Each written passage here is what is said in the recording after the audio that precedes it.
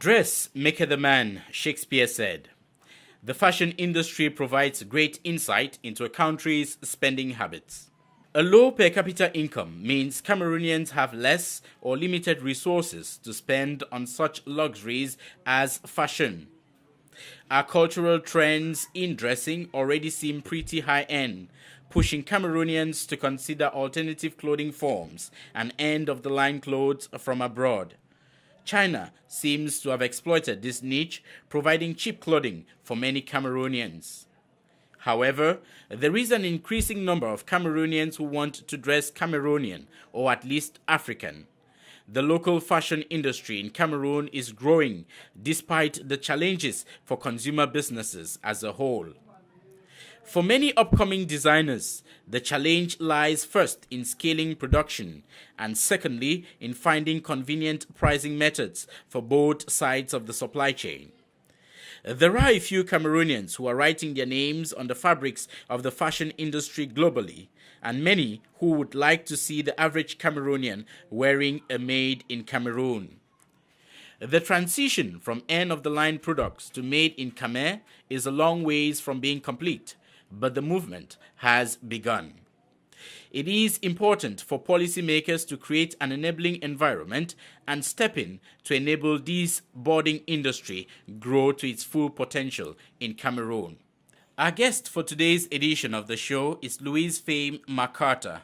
He is the CEO and founder of the Louis Fame clothing line. He holds a Master of Science in Chemistry and is today a designer turned businessman.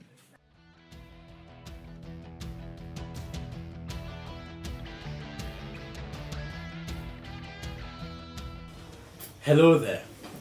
You're welcome to join us to today's edition of The Tipping Point. Guess where we are? We are in the factory shop of Louis Fame. If you've not heard of the name, you should look it up. If you have, then you know why we're here, because they're doing good work and excellent work. In the fashion industry in Cameroon, there are few of our very own who have stood out. They've not only stood out, they've also stood the test of time. And Louis Fame is one of those names that is becoming a household name, not just because it sounds nice the way it rolls off on the tongue, but because they do wonderful work. As you can see, I'm dressed today by Louis Fame. And here we are with the nice gentleman. Jean-Frère, how far? All right, thanks. All right. Thank you for welcoming us to your shop. It's beautiful, I must confess. And the things we see here, they're nice. Thank you. Congratulations and kudos on a nice job. Thank you, sir. You're welcome.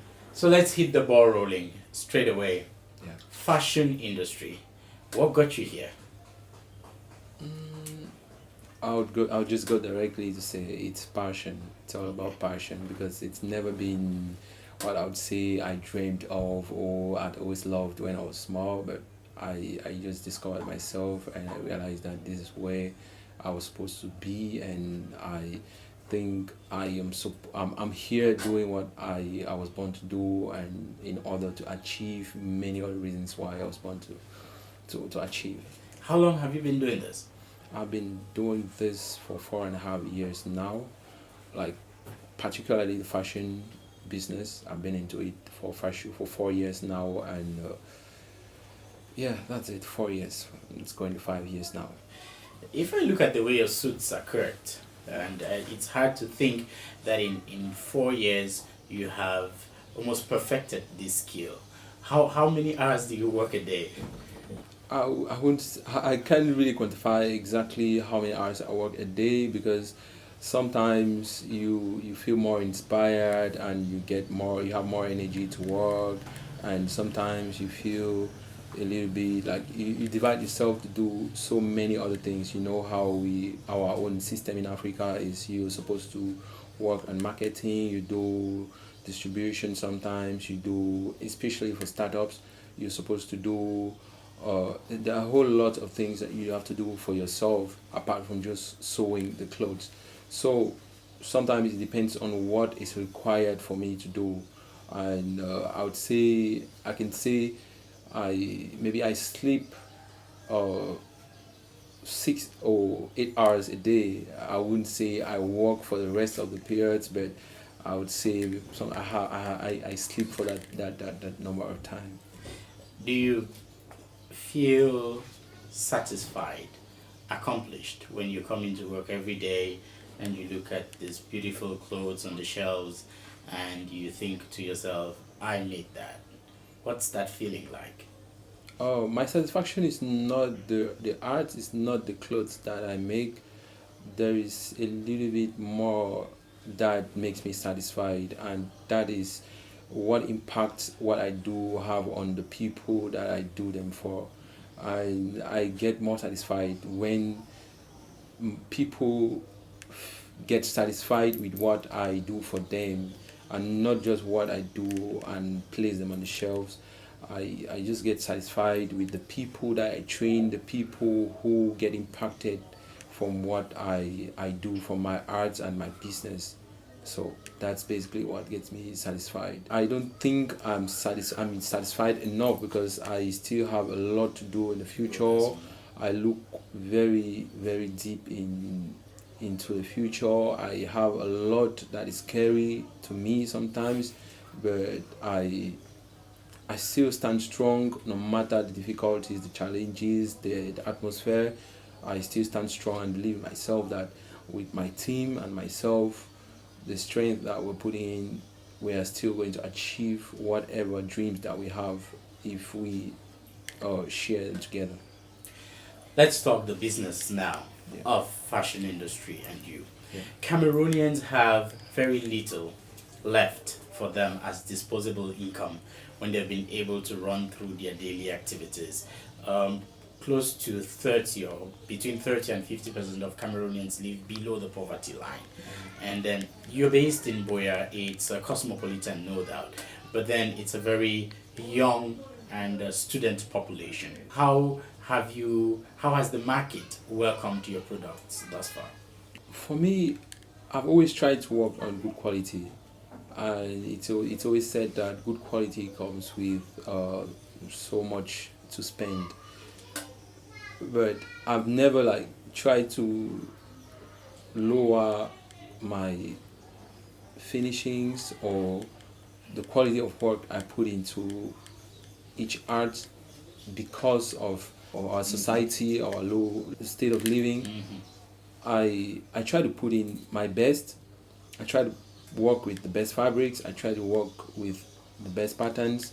I try to take time, patience, and create what I can create, and deliver to my customers the quality that I strongly believe they will be satisfied, because that is where I derive my motivation, I derive my satisfaction.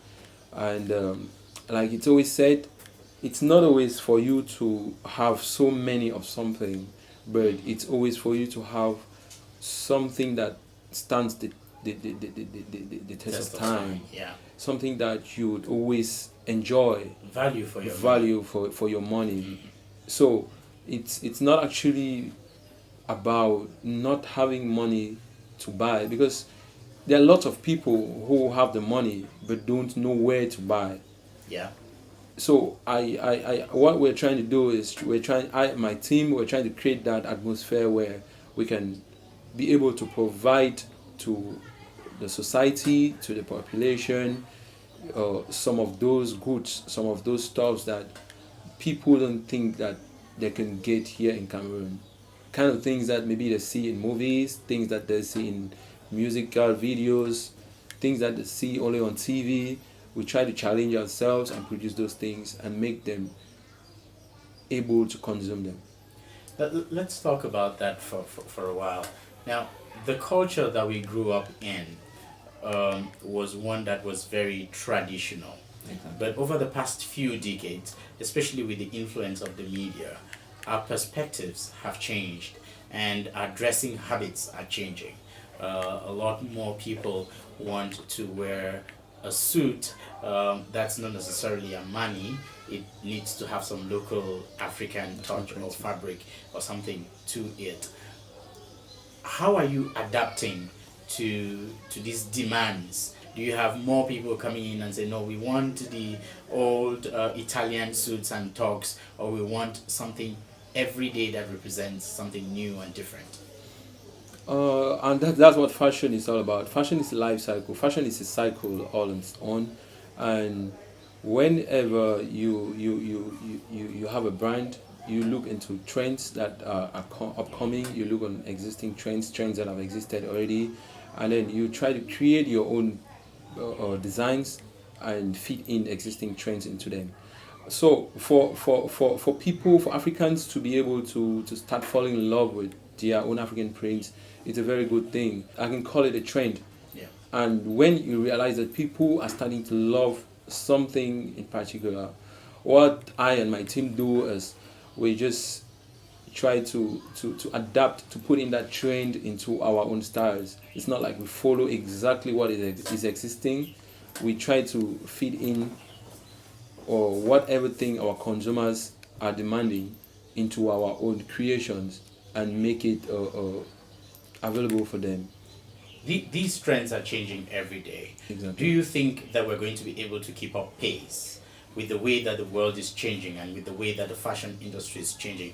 It's so fast with our local realities. Can we keep up pace, or do we, even in these realities, find a way and carve out a new path for Africa, for Cameroon, for our local culture and the people within this circle? Or do we keep chasing the Hollywood models or some of those things we see on the media? Initially, I think Africa was colonized, and we were so blind because we were following exactly what our colonial masters were doing. And for us to be able to identify our own products, our own African prints, and start fitting into the trend, into into clothing, that means we have started setting up our own trends. So African prints is like it's a trend setter. We have set up a trend, and both the white or the colonial masters are also consuming it, which means it's a very good thing, and it simply gives us hope. It makes us to know that okay, if Africa can have something cool like this, then definitely other trends that we're going to set in the future is going to take over the world, and that is what this film clothing looks up to. A lot of Cameroonians are in the diaspora. Uh, we have we're going out there every day, and fashion in the West is something completely different from the way it is right here. But increasingly, we are seeing a trend of Cameroonians and Africans in the West demanding local products from home. Is this a market that you are looking to pursue?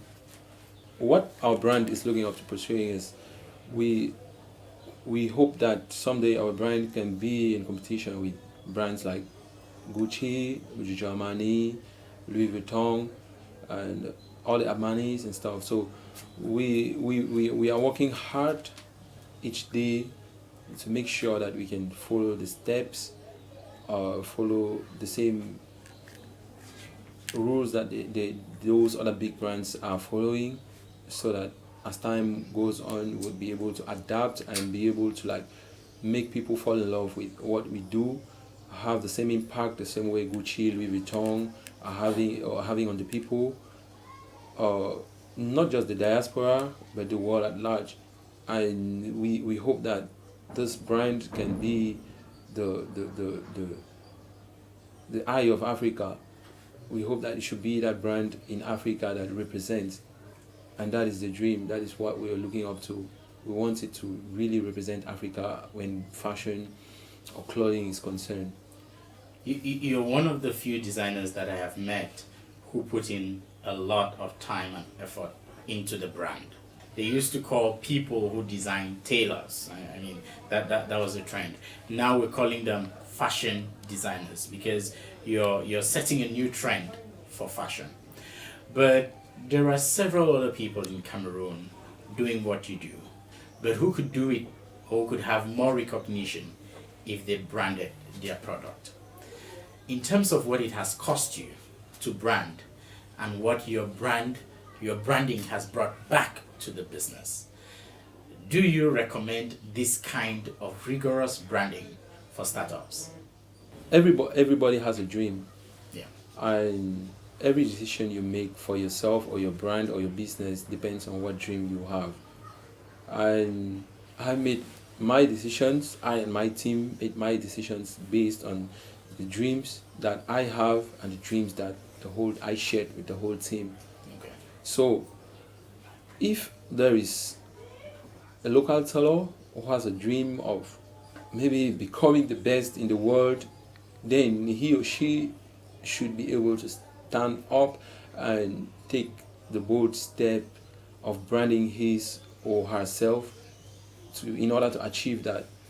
A lot of people think that we have done a lot or we have been doing something remarkable, but to me sometimes I feel like we haven't started yet, because what I look into the future, what I look upon what we are supposed to do, like I said, it scares me.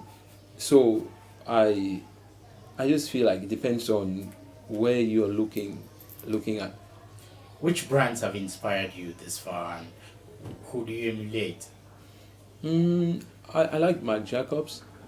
I like Louis Vuitton based on their marketing strategy. Okay. I like Gucci. Their marketing strategy is good too. Louis Vuitton too, based on the way they brand their products, the way they've divided the brand lines, the brand icons, and the rest. Brand colors, I really like them. I like Giorgio Armani.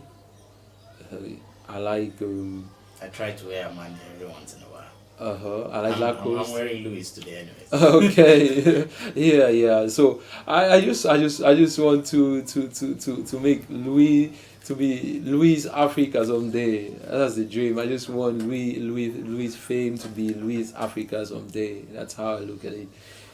Do you think that you and some people in your industry are overly ambitious compared to maybe the ambitions of the ministry, maybe arts and culture, in wanting to promote fashion, local fashion and local culture?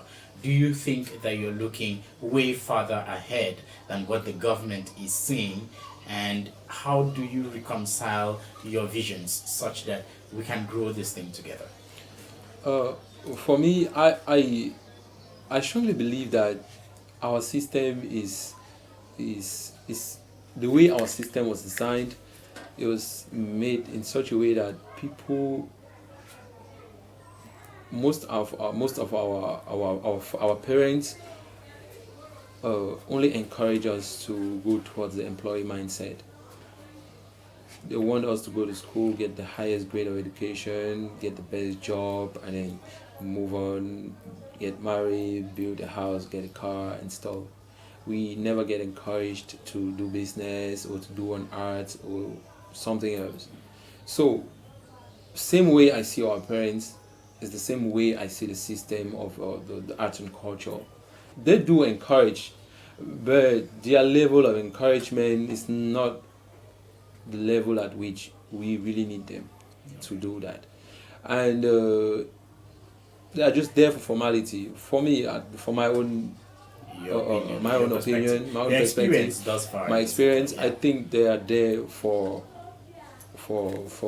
They just play the former role. for formality, and I think they are supposed to do a lot more to give us that encouragement that we need, not necessarily financially, but morally, awards, recognitions, and things like that.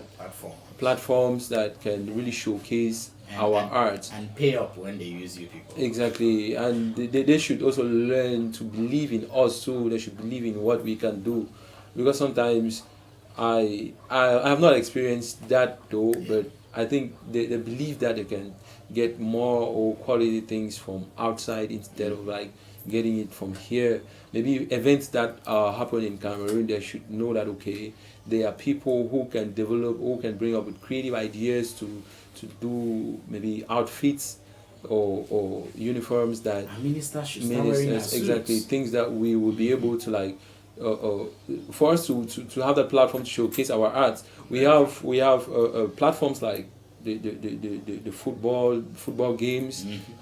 We should be able to be the ones to create designs to be showcased in launchings of football matches or football games or like the CAN, all those things. So they should not always maybe give contracts to China or other countries. They should believe in us.